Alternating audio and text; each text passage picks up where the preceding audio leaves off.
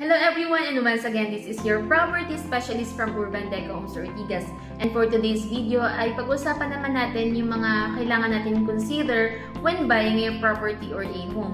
First of all is the price. Kailangan muna natin i-check yung price ng property na kukunin natin para na din malaman natin kung kaya ba natin bayaran yung magiging monthly amortization together with the dues and other bills.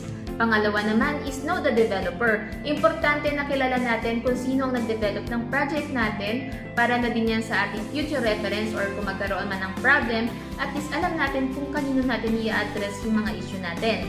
Pangatlo naman ay ang move-in time. Dito sa move-in time ay kailangan natin mag-set ng time frame or kung kailan yung target date ng paglilipat natin. Kung nagmamadali naman tayo at gusto na natin makapaglipat kaagad, ay highly suggest na kumuha tayo ng RFO unit or the Ready for Occupancy unit. Usually dito it takes 1 to 3 months depende sa financing na kukunin natin, pwede na tayo makapaglipat nun.